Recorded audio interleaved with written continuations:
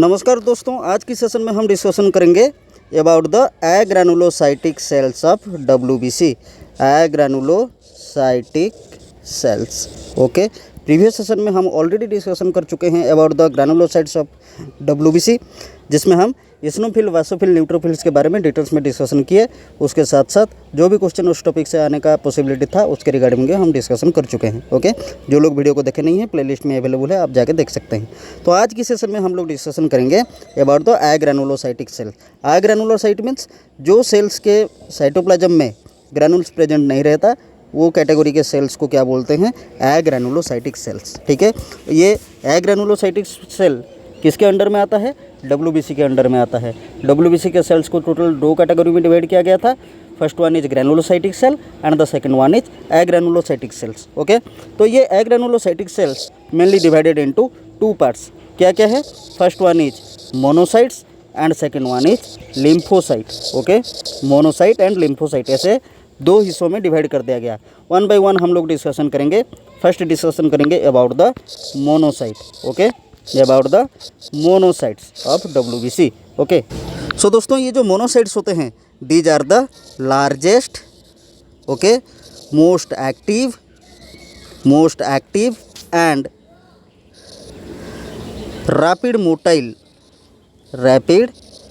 That means तेज़ी से move कर सकते हैं। ठीक है, इनके अंदर वो कैपेबिलिटी है जो तेज़ी से मूव कर सकते हैं। ठीक है, तो मोनोसाइट्स आर द लार्जेस्ट और most active and rapid motile cells. किसके कंपैरिजन में? Comparison to neutrophil. ठीक है, कंपैरिजन टू न्यूट्रोफिल्स। न्यूट्रोफिल्स हमने पढ़ा था, जो हमारा ग्रैनुलोसाइटिक सेल्स हैं उसमें क्या होता है? Neutrophils are small, most active and rapid motile. But ये मोनोसाइट्स भी लार्जेस्ट हैं, न्यूट्रोफिल के कंपैरिजन में लार्जेस्ट है, न्यूट्रोफिल के कंपैरिजन में एक्टिव हैं और न्यूट्रोफिल के कंपैरिजन में रैपिड मोटाइल भी है। दैट मीन्स न्यूट्रोफिल के कंपैरिजन में तेज़ी से मूव कर सकते हैं। ओके, सो ये जो मोनोसाइट्स हैं, ये मोनोसाइट क्या करते हैं? मेनली इनका अगर फंक्शन देखें, फंक्शन के रिगार्डिंग बारे में हम डिस्कशन करते हैं, तो फंक्शन में क्या होता है कि ये जो मोनोसाइट है एक केमिकल रिलीज करता है। मोनोसाइट से रिलीज्ड ए केमिकल, ठीक है, जिसका नाम क्या है? इंटरल्यूकिन। क्या है? इंटरल्यूकिन्स। ये इंटरल्यूकिन्स का काम क्या है? ये हाइपोथैलेमस को, बॉडी में अगर कोई इन्फेक्शन प्रेजेंट रहता है तो ये हाइपोथैलेमस को क्या करते हैं? सिग्नल भेजते हैं। Signal given to hypothalamus. ठीक है, हाइपोथैलेमस, और हाइपोथैलेमस को सिग्नल भेजते ही हाइपोथैलेमस क्या करता है? हाइपोथैलेमस में हमारा क्या प्रेजेंट रहता है? टेम्परेचर रेगुलेट करता है। कौन? हाइपोथैलेमस। ठीक है, तो जब बॉडी में कोई इन्फेक्शन प्रेजेंट रहता है, मोनोसाइट्स के द्वारा ये जो हमारा केमिकल रिलीज होता है इंटरल्यूकिन, ओके, ये इंटरल्यूकिन क्या करता है? हाइपोथैलेमस को सिग्नल भेजता है, और सिग्नल मिलते ही इंटरल्यूकिन से हाइपोथैलेमस क्या करता है? बॉडी का टेम्परेचर इंक्रीज कर देता है। ओके, बॉडी का टेम्परेचर इंक्रीज कर देता है। इसीलिए हमारा बॉडी में अगर कोई इन्फेक्शन प्रेजेंट रहता है तो हमारा बॉडी का टेम्परेचर इंक्रीज करने लगता है। ओके, उसके साथ साथ और क्या करता है? ये जो हमारा इन्फेक्शियस एजेंट है, जो इन्फेक्शन कॉज कर रहा हो बॉडी में, उसको क्या करता है? आइसोलेट कर देता है। Isolate the infectious agent. Okay, isolate the infectious agent. Clear हो गया मोनोसाइट का? देन हम डिस्कशन करेंगे about the lymphocyte. Okay, then हम डिस्कशन करेंगे अबाउट द लिम्फोसाइट। क्लियर हो गया? तो ये जो लिम्फोसाइट होते हैं, these are smaller than monocyte. Okay, smaller than monocyte. अगर मोनोसाइट के साथ कंपेयर करें तो lymphocytes are smaller than monocytes. उसके साथ साथ और क्या है? ये हमारा ब्लड में जितना क्वांटिटी में पाए जाते हैं, ब्लड में जितने क्वांटिटी में अवेलेबल हैं, उससे ज़्यादातर मात्रा में लिम्फ नोड में अवेलेबल रहते हैं। Okay, these are available more in lymph node in comparison to blood. Okay, so there are 2 types of lymphocyte. क्या क्या है? फर्स्ट वन इज हमारा टी लिम्फोसाइट, जिसको हम बोलते हैं टी सेल्स, और बी लिम्फोसाइट, जिसको हम बोलते हैं बी सेल्स। ओके, तो अगर टी सेल्स और बी सेल्स दोनों को कंपेयर करें तो टी सेल्स को कौन मैच्योर करता है? थाइमोसिन। Okay, thymosin. ये थाइमोसिन क्या है?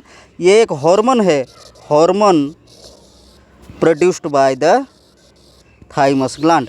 ओके, थाइमस ग्लैंड से प्रोड्यूस होने वाला एक हार्मोन है थाइमोसिन, जो कि लिम्फोसाइट्स का टी सेल को मैच्योर करने में हेल्प करता है और डेवलपमेंट में हेल्प करता है टी सेल्स का। Okay, but B cells are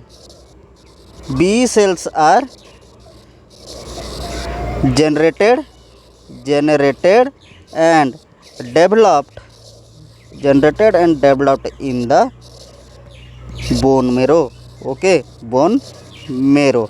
मैंने बताया था प्रीवियस सेशन में कि हमारा जो बोन मेरो में स्टेम सेल होते हैं, वो स्टेम सेल कौन से नेचर का है? प्लूरिपोटेंट नेचर का है। इसीलिए हमारा जो बी सेल्स है लिम्फोसाइट का, बी सेल्स ये बोथ जनरेट भी होते हैं बोन मेरो में एंड डेवलपमेंट भी होते हैं बोन मेरो में, मैच्योर भी बोन मेरो में ही होते हैं। ठीक है, लेकिन टी सेल्स को मैच्योर करने में या उसके डेवलपमेंट में कौन हेल्प करता है? थाइमोसिन हेल्प करता है। क्लियर हो गया?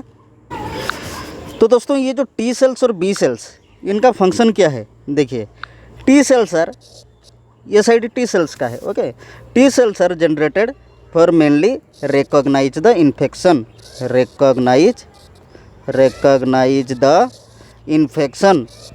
ठीक है, infection with the infectious agent. Okay, infectious agent. T cell का जनरेशन क्यों होता है? उसका लाइफ का मोटो क्या है? हमारा हर एक की लाइफ का एक एक मोटो होता है, एक गोल होता है। तो टी सेल्स जनरेशन होने का लक्ष्य क्या है? उसका गोल क्या है? उसका गोल है कि ये इन्फेक्शन और इन्फेक्शन कॉज करने वाला एजेंट को आइडेंटिफाई करेगा। ये टी सेल्स का मोटो है, ये टी सेल्स का गोल है। और बी सेल क्या करता है? बी सेल टी सेल के साथ मूव करता है, move along with T cells. Okay, B cell क्या करता है? टी सेल के साथ उसके पीछे पीछे एक भाई की तरह मूव करता है। कहीं पे भी अगर टी सेल हमारा कोई इन्फेक्शन या इन्फेक्शन कॉजिंग एजेंट को आइडेंटिफाई कर ले, तो बी सेल क्या करता है? तुरंत ही हमारा एंटीबॉडी प्रोड्यूस करता है। ठीक है, एंटीबॉडी प्रोड्यूस करता है। कौन? B cell. और एंटीबॉडी प्रोड्यूस करके क्या करता है? वो इन्फेक्शन और इन्फेक्शियस एजेंट को क्या करता है? डिस्ट्रॉय कर देता है। लेकिन इसमें ये होता है, एक प्रॉब्लम है, अनफॉर्चुनेटली हमारा जो टी सेल्स है वो एक ही राउंड में, एक ही टूर में, एक ऑपरेशन में एक ही इन्फेक्शन और इन्फेक्शन कॉजिंग एजेंट को आइडेंटिफाई कर सकता है। फॉर एग्जांपल, अगर हमारा बॉडी में HIV प्रेजेंट है, ठीक है, TB प्रेजेंट है, हेपेटाइटिस B प्रेजेंट है, तो टी सेल क्या करेगा? फर्स्ट इन तीनों में से किसी एक को ही आइडेंटिफाई कर पाएगा। तीनों को एट ए टाइम आइडेंटिफाई करने का कैपेबिलिटी उसमें नहीं है। ओके, इसीलिए अगर वो HIV को आइडेंटिफाई कर रहा है तो उस टाइम में TB और हेपेटाइटिस B को आइडेंटिफाई नहीं कर सकता। इसको वो आइडेंटिफाई करेगा, बी सेल उसके साथ क्या करेगा? एंटीबॉडी प्रोड्यूस करेगा। ये डिफेंड होने के बाद ही वो फिर TB को आइडेंटिफाई करेगा, देन उसी ऑर्डर में क्या करेगा? वो हेपेटाइटिस B को आइडेंटिफाई करेगा। क्लियर है? और उसके साथ साथ ये बी सेल क्या काम करता है? उसके साथ घूमता रहता है, और जो भी इन्फेक्शियस एजेंट या इन्फेक्शन को टी सेल आइडेंटिफाई करेगा, बी सेल उसमें एंटीबॉडी प्रोड्यूस करता है। ठीक है, वन टाइप ऑफ, जिसको हम क्या बोलते हैं? इम्यूनोग्लोबुलिन। क्या बोलते हैं? इम्यूनोग्लोबुलिन। ठीक है, ये इम्यूनोग्लोबुलिन कौन प्रोड्यूस करता है? बी सेल प्रोड्यूस करता है, जो एक प्रोटीन मटेरियल है। और ये इम्यूनोग्लोबुलिन क्या होता है? इम्यूनोग्लोबुलिन जाके वो इन्फेक्शियस एजेंट के साथ बाइंड हो जाता है, चिपक जाता है उसके साथ, और उसको डिस्ट्रॉय कर देता है।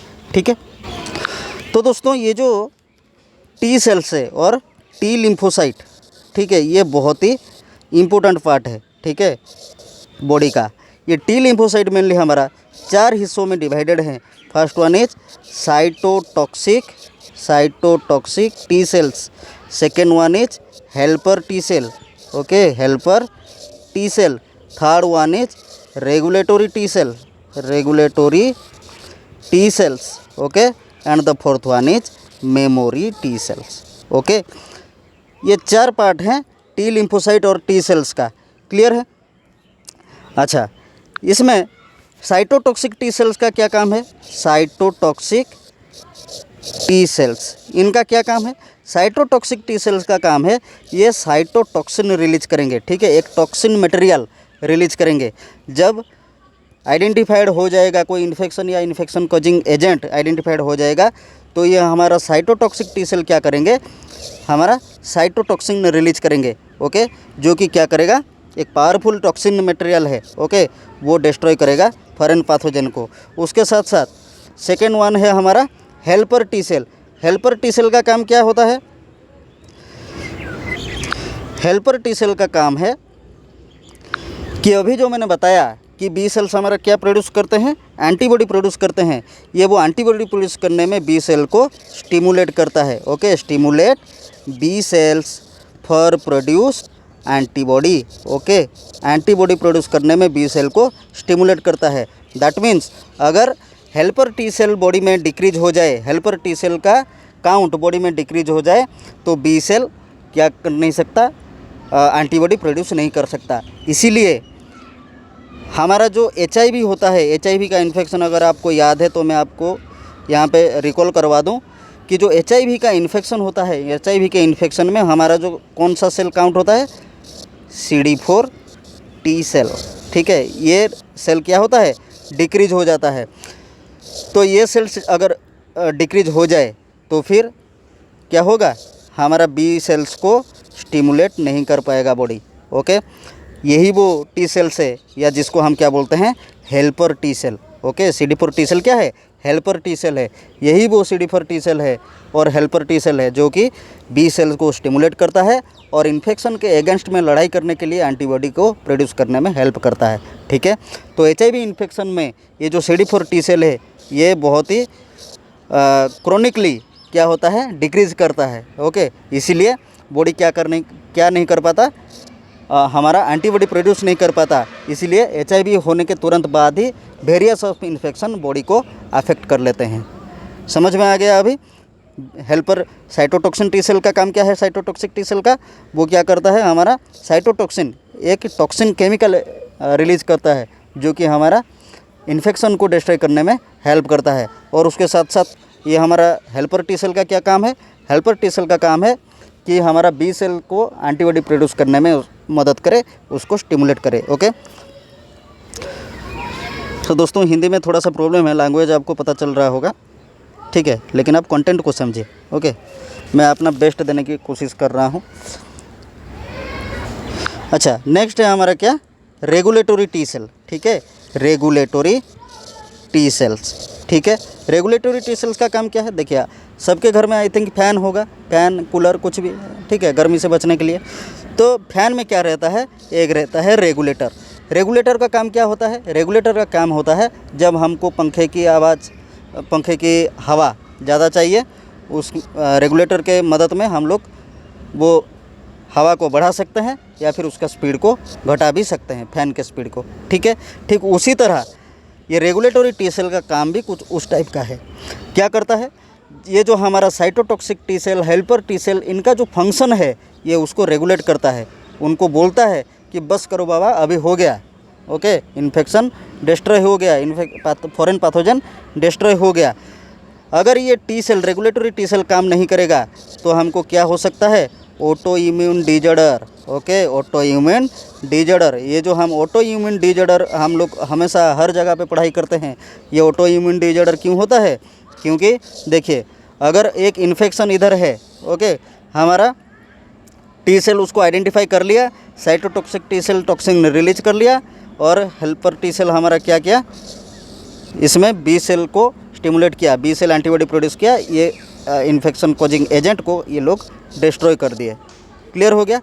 अगर उनका जो इफ़ेक्ट है, ये जो माइक्रो ऑर्गेनिज्म के ऊपर, ये डिस्ट्रॉय होते ही उनका इफ़ेक्ट अगर ख़त्म नहीं हुआ या वो अपना इफ़ेक्ट या फंक्शन को रोक नहीं दिए, बंद नहीं किए, तो क्या होगा, ये इन्फेक्शन के साथ साथ बॉडी का नॉर्मल सेल भी अफेक्टेड हो जाएगा। ठीक है, अगर बॉडी का नॉर्मल सेल अफेक्टेड हो गया तो क्या हो सकता है, अपने बॉडी का खुद के इम्यूनिटी के वजह से, अपने बॉडी के खुद के इम्यूनिटी के कारण हमको वेरियस ऑफ डिजॉर्डर देखने के लिए मिल सकता है, जिसको हम क्या बोल सकते हैं, ऑटो इम्यून डिजॉर्डर। ओके, अपने ही इम्यूनिटी के कारण बॉडी में जो डिजॉर्डर अराइज होता है उसको हम क्या बोलते हैं, ऑटो इम्यून डिजॉर्डर। ठीक है, तो ये ऑटो इम्यून डिजॉर्डर को प्रिवेंट करने के लिए क्या करता है, ये regulatory T cell cytotoxic T cell और हेल्पर टी सेल के फंक्शन को रेगुलेट करता है। क्लियर हो गया।